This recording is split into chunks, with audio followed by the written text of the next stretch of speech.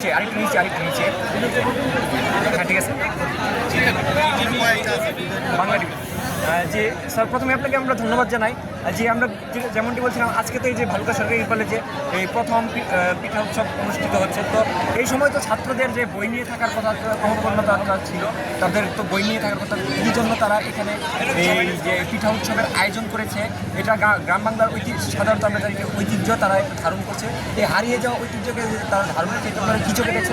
এবং আমরা দেখলাম যে আপনি এখানে পিঠার যে স্টলগুলো বসেছে এটা আপনারা পরিদর্শন করেছেন। পরিদর্শন শেষে আপনারা কী দেখলেন এই পিঠা স্টলগুলোতে, একটু বিস্তারিত আপনার কাছ থেকে শুনতে যাবেন। ধন্যবাদ তোমাদেরকে। আমি একটু সংশোধন করে দিচ্ছি তোমাকে।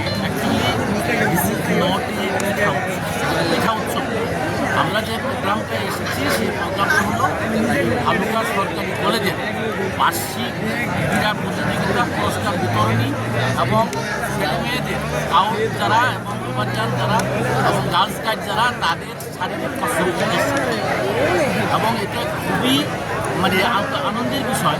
এটা আন্তর্জাতিক মাতৃভাষা দিবসের মাস এবং শহীদ দিবসের মাস 21শে February is coming just tomorrow. সেই ফেব্রুয়ারির প্রাক্কালে এই কলেজ কর্তৃপক্ষ এটার আয়োজন করেছে। আমি মনে করি যে তাদেরকে অবশ্যই তারা ধন্যবাদ দেব। এই উৎসবের প্রেক্ষিতে কিছু পিঠার প্রদর্শনী এলাকার কী বলা হয় কালচার হিসাবে, সংস্কৃতি হিসাবে তারা এখানে এনেছে, আনতেই পারে, সেটা আমাদের মুখ্য বিষয় নয়। এবং আমি মনে করি যে তুমি যেটা বলছো যে ছেলে মেয়েদের বই নিয়ে থাকার কথা, ডেফিনেটলি ছেলে মেয়েরা বই নিয়েই আছে এবং তারা পড়াশোনা দিয়ে আসে। আর কো কারিকুলার অ্যাক্টিভিটিস, আমি as a teacher, as a researcher, as a trainer of teacher, আমি তোমাদেরকে বলছি যে সারা দুনিয়ায় যত শিক্ষা ব্যবস্থা আছে, শিক্ষা ব্যবস্থার 50% হলো কো কারিকুলার অ্যাক্টিভিটিস।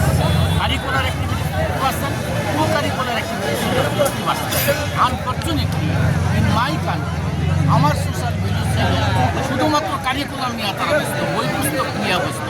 মনে করে যে বই পুস্তকের বাহিরে যা আছে সেটা বোঝা পড়াশোনা।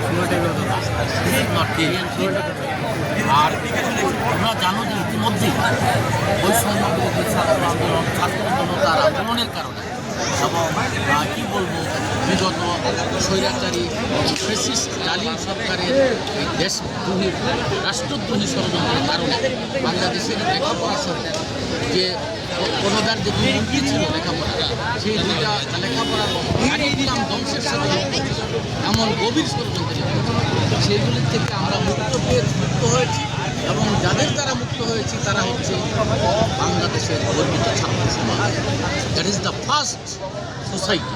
বাংলাদেশের ছাত্র সমাজ তাদের জীবন দিয়ে, রক্ত দিয়ে তারা এটা এনে দিয়েছে।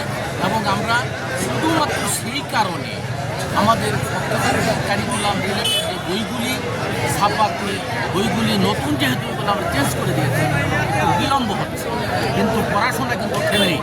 আমাদের পূর্বের যে কারিকুলাম, সেই পূর্বের কারিকুলামের প্রেক্ষিতে সমস্ত বই পুস্তক ইতিমধ্যেই আমরা প্রতিষ্ঠানে শিক্ষা মন্ত্রণালয়ের পক্ষ থেকে দিয়েছি এবং নাও দেয়ার ইন দি ক্লাস।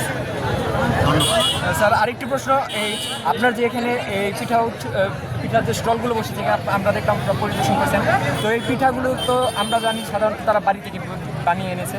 তো এই পিঠাগুলো আপনার যে টেস্ট করে দেখছেন, এটা আপনাদের কাছে কেমন লাগছে একটু আপনার কাছে শুনতে চাইব। আমি আবারও তোমাকে একটু সংশোধন করে দিতে চাই যে কী থাকে, আমরা কোনো ধরনের গুরুত্বই দিচ্ছি। এখানে একটা অনুষ্ঠানে এসেছি আমরা, অনুষ্ঠান সেইটা দেখতে, অনুষ্ঠানের প্রেক্ষিতে এটা হলো এলাকার কালচার, আমাদের বাংলাদেশি সমাজের বাঙালিদের কালচার হিসাবে তারা নিজেরা স্ব-উদ্যোগে ছাত্রছাত্রীরা কিছু পিঠা তৈরি করে এনেছে এবং সেই প্রদর্শনীতে রেখেছে, আমাদেরকে সেটা দেখিয়েছে। অবশ্যই ভালো। এবং এটা আমি দেখলাম যে এটা হলো বেস্ট ক্রিয়েটিভিটি, সৃজনশীল। এবং যে ধরনের তারা বিভিন্ন আইটেমের বিভিন্ন ধরনের পিঠা শুধু নয়, খাবারের আয়োজন তারা করেছে, এটা একটা ওয়ান্ডারফুল অ্যারেঞ্জমেন্ট বলে আমি মনে করি। আমি ধন্যবাদ। ধন্যবাদ স্যার।